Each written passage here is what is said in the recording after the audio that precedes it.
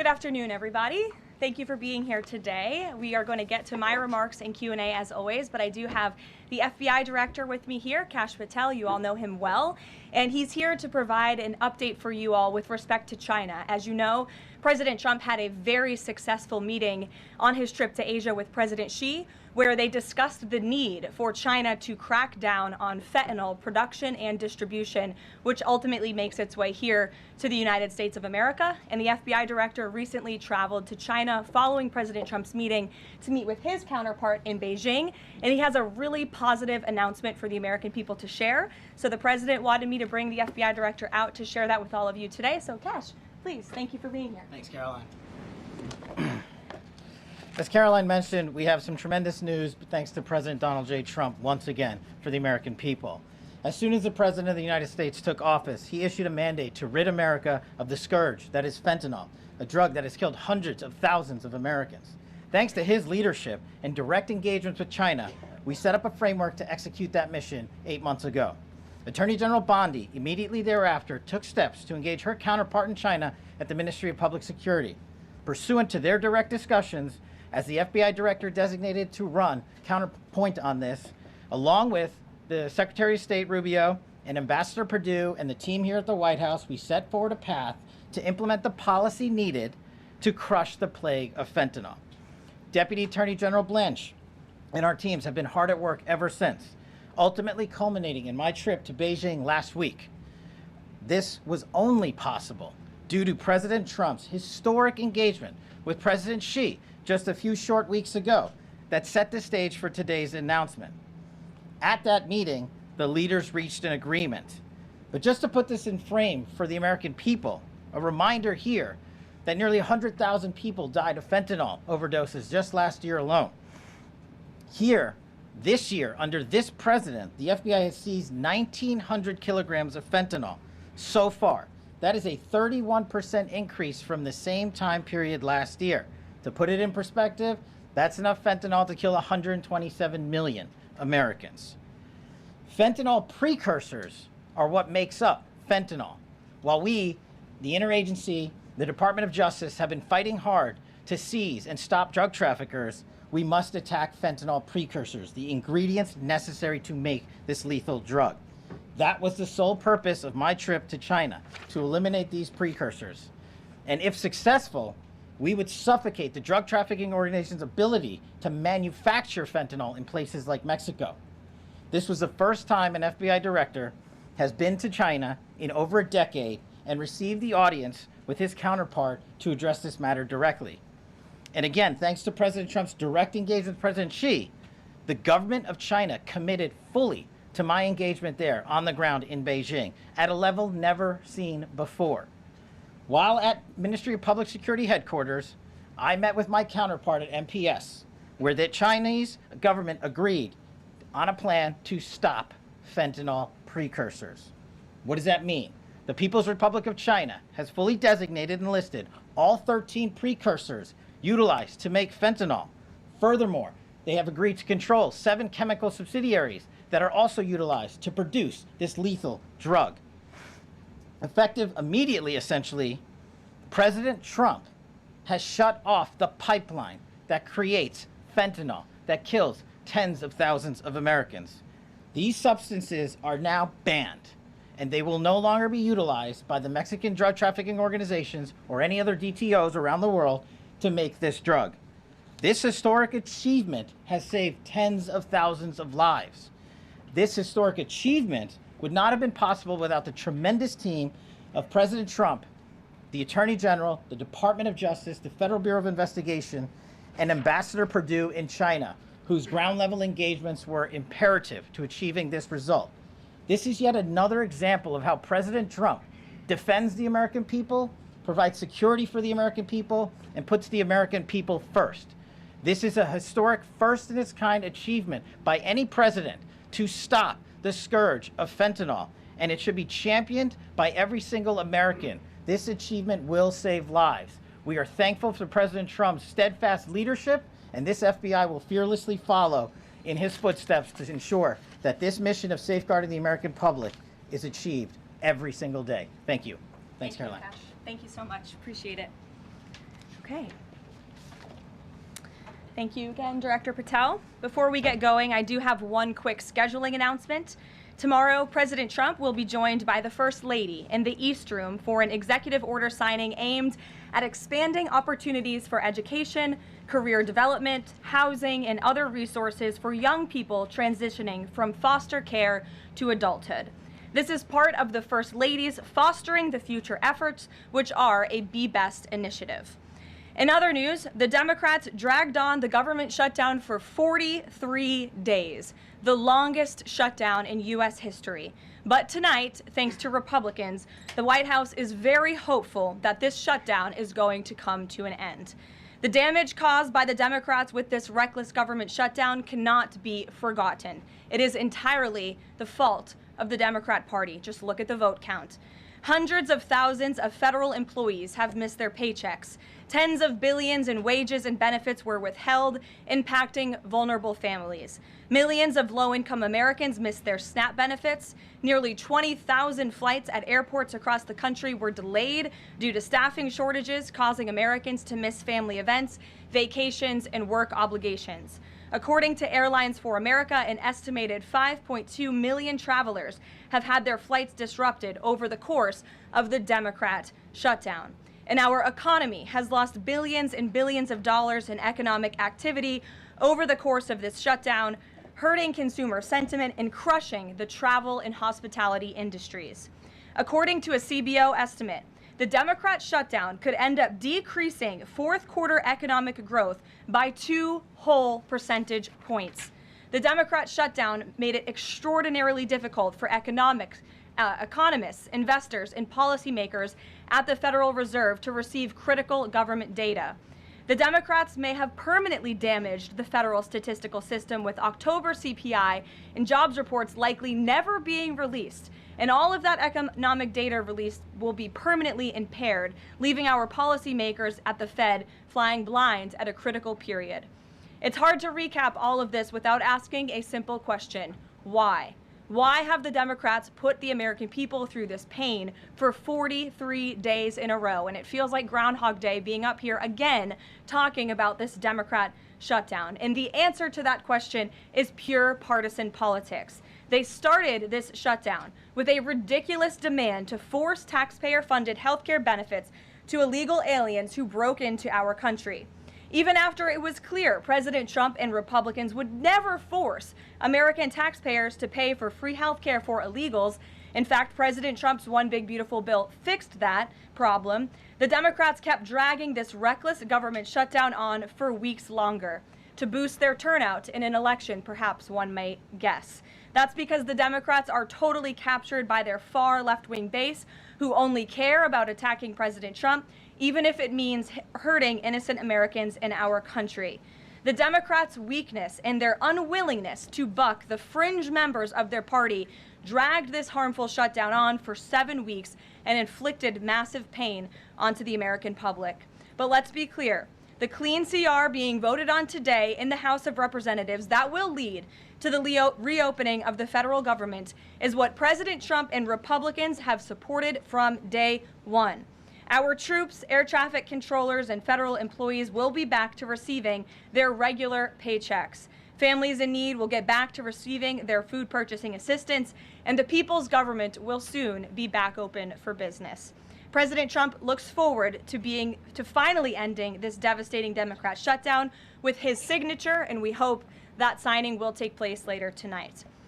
On another matter, I want to address the affordability issue that's received a great deal of media attention this past week, which is ironic because it didn't receive that much attention when Joe Biden was here and inflation was at a record high 9%, the worst inflation crisis in modern American history. And President Trump won a landslide election in part to address the affordability issues created by Joe Biden and the Democrats. And that's exactly what President Trump has done since day one of his administration. Since the first day in office and every day since, the Trump administration has taken aggressive action to fix the Biden-created cost of living issues. The notion that the same Democrats who just shut down the federal government to sabotage our economy, rob people of their paychecks, and also helped Joe Biden ratchet up inflation to 9% are now suddenly affordability champions, that notion is completely absurd. And it's something only the liberal media would have the gall to push. But the reality is that President Trump and his administration have done so much to lower prices and increase the economic prosperity of the American people. And this president and his team of amazing economic advisors are going to keep working on this issue every single day. In less than 10 short months, President Trump signed the largest middle-class tax cuts in American history, including no tax on tips, overtime, and Social Security, which will guarantee that next year Americans are going to put more money back into their pockets. The president has completely unleashed American energy dominance to help bring gasoline prices to the lowest in 5 years, and we expect them to continue to decrease. And it has also lowered energy costs overall. There is more work to do, but again, the president's deregulatory and pro-American energy agenda is absolutely going to continue to drive down prices. This formula worked in the president's first term, and we expect that it's going to work again. And this is key because we know energy costs are the #1 driver of inflation. Again, just look at what Joe Biden did to our energy industry over the past 4 years of his administration, and look at what happened to inflation as a result. Everything became more expensive.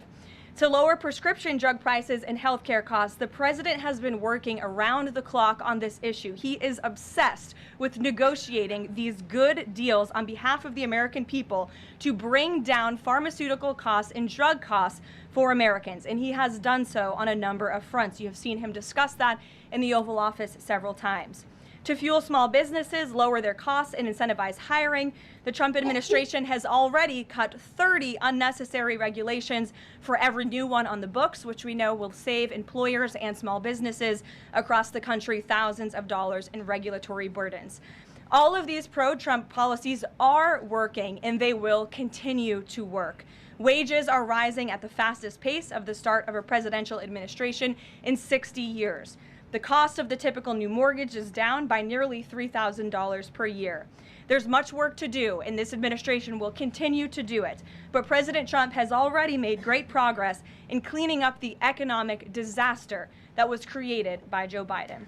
With that, I will take your questions today, and in our new media seat, we have Bev Turner, who works for a new outlet, a UK outlet, but based here in Washington, D.C., GB News. Bev, thank you for being here today. Why don't you kick us off?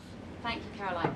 So the clock is ticking on the Friday deadline by which the BBC must retract and apologise for their malicious edit of the president in the documentary shown last year.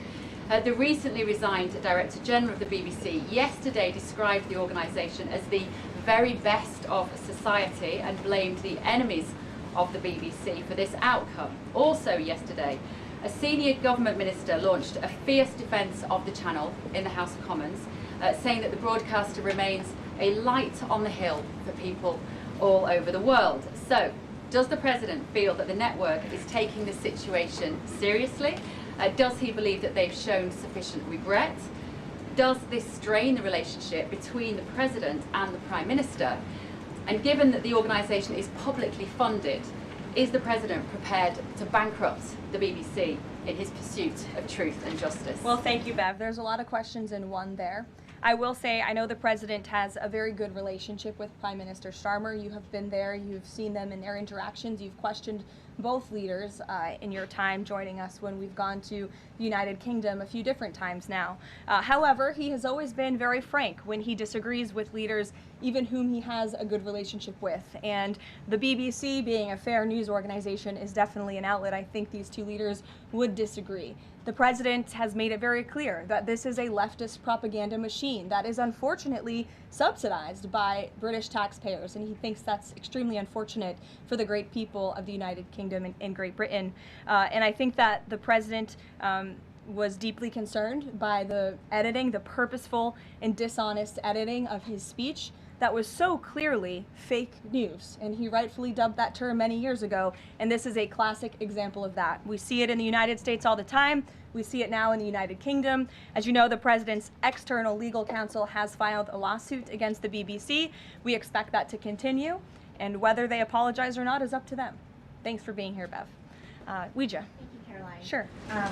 I have your statement about the new Epstein emails that have been released by House Democrats.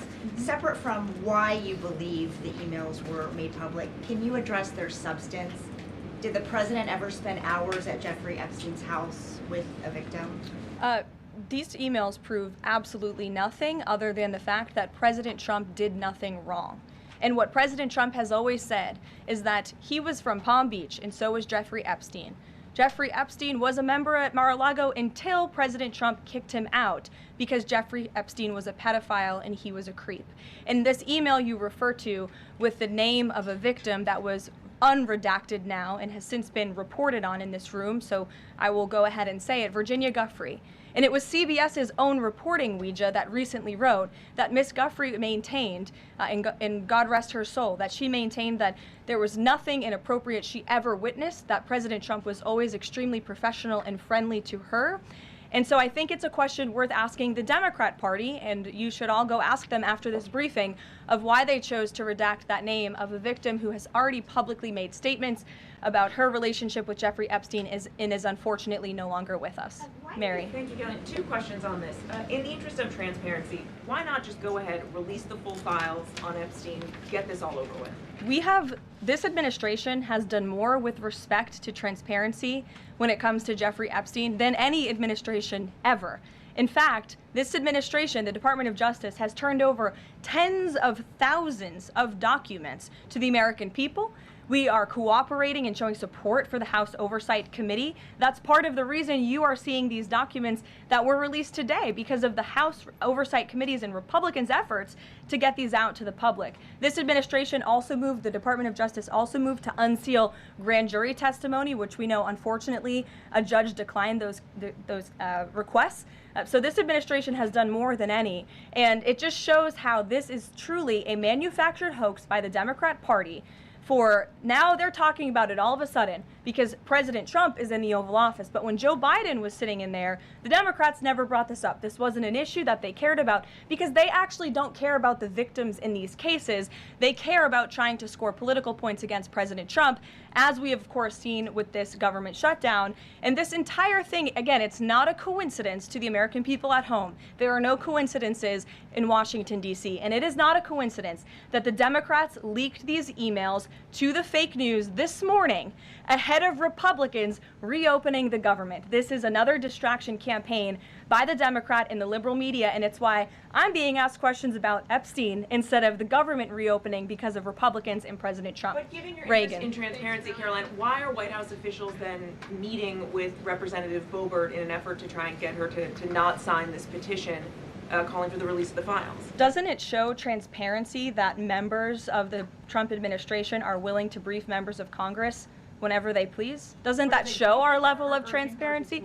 Doesn't that show the level of transparency when we are willing to sit down with members of Congress and address their concerns? That's a defining factor of transparency. Having discussions with members of Congress about various issues, and I'm not going to detail conversations that took place in the Situation Room in the press briefing room. Reagan. I have a question about the government shutdown. Thank you. The Middle East. I'm glad someone does.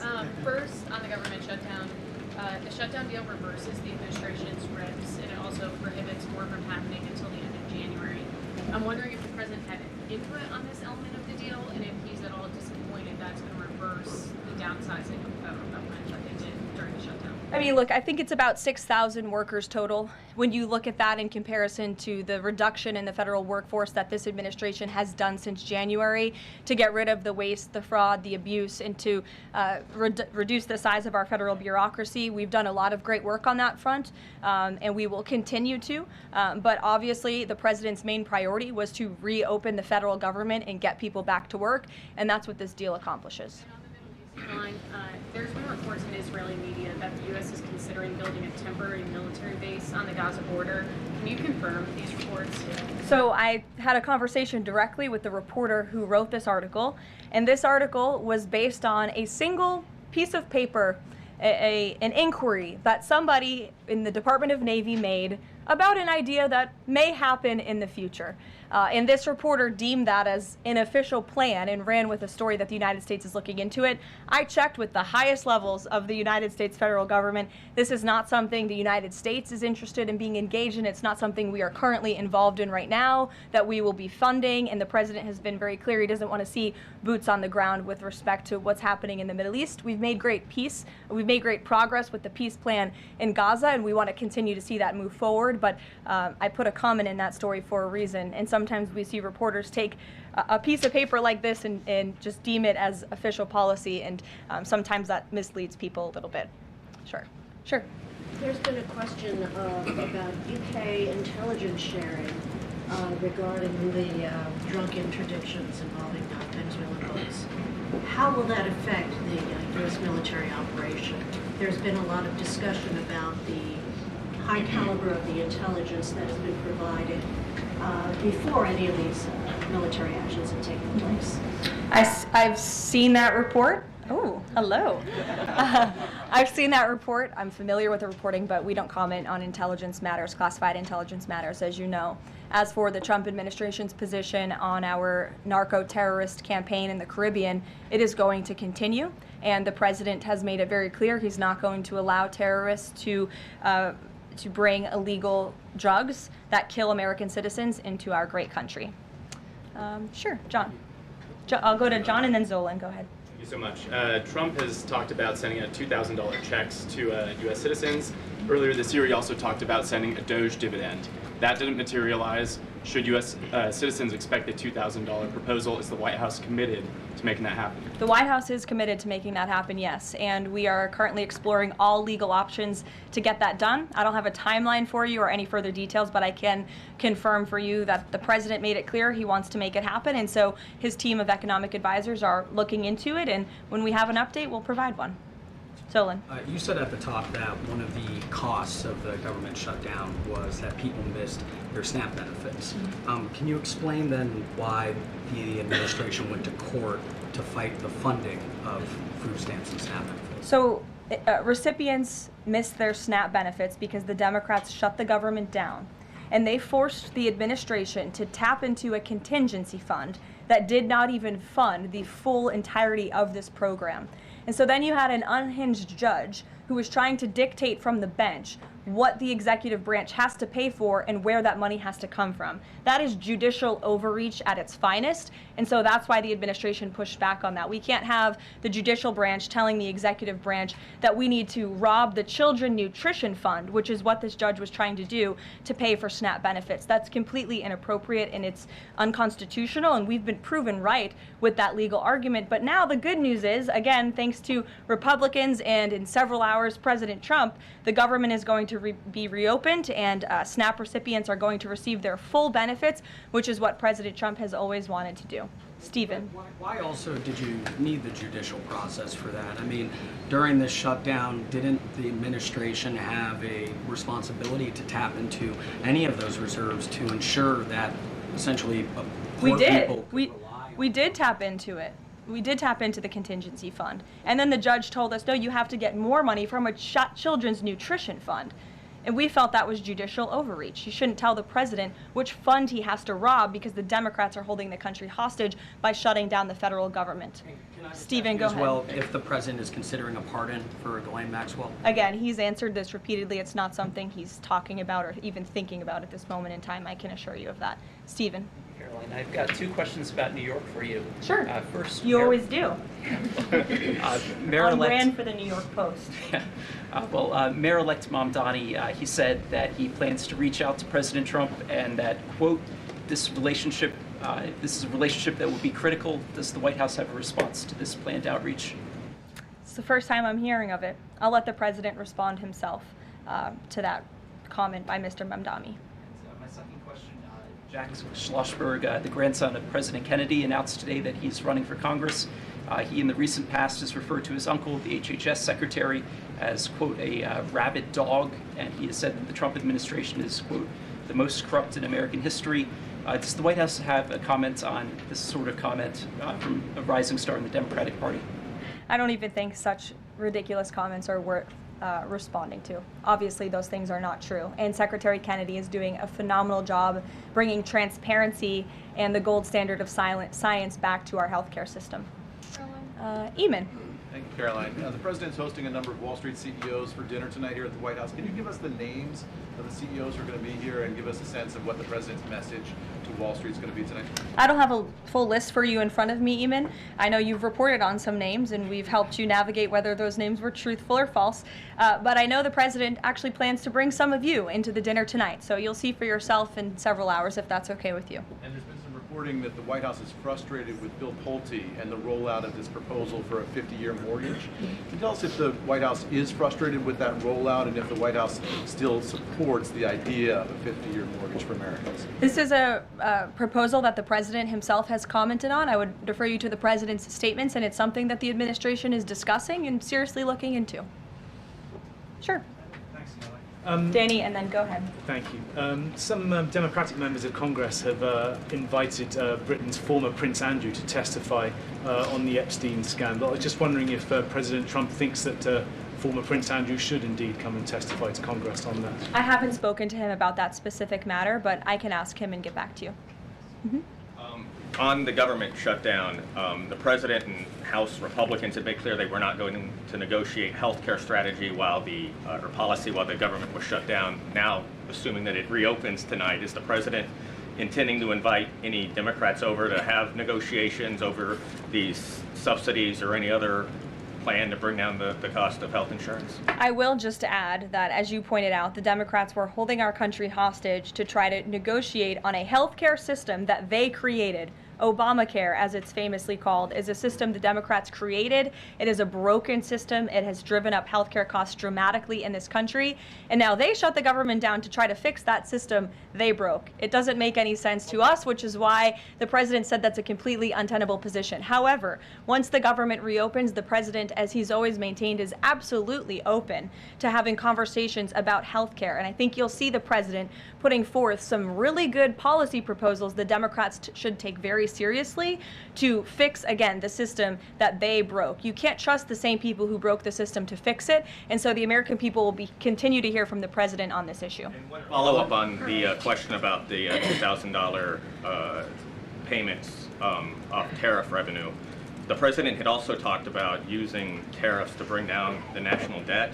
Would this be in lieu of that? Like, this is now the new way to maybe to use that tariff revenue? No, the President put out a statement on this clarifying he wants to do both things with the tariff revenue that he's bringing into this country. Trillions of dollars are expected to continue to pour in, and it's part of the reason that the Supreme Court case is so vital for our country's future, to restore our manufacturing industry in this country, to protect our national security, to continue to allow the President to use tariffs as leverage to negotiate economic deals that, again, are good for our national security. And that revenue can then be used for various reasons, to pay down our debt and also perhaps to give these rebate checks back to Americans, which, again, the White House is exploring the legal options of how we can get that done. Catherine, go ahead. Caroline, Viktor Orban said this week that President Trump has promised Hungary some kind of financial shield. Do you have any details on how that will be structured or what that would look like? I don't, but I'm happy to check with the National Security Council and get back to you. One more. You recently said you'd check with President Trump about why he needs to get an MRI on his recent trip to Walter Reed. Do you have any more detail on that? I do, and I'm glad you asked. As stated in the memo provided on October 10th, President Trump received advanced imaging at Walter Reed Medical Center as part of his routine physical examination. The full results were reviewed by attending radiologists and consultants, and all agreed that President Trump remains in exceptional physical health, which I know all of you will see with your own eyes later this evening when he opens up his dinner to the press, and perhaps you will see him when he signs the bill to reopen the federal government. So stay tuned on plans for that. Thank you, everyone. House?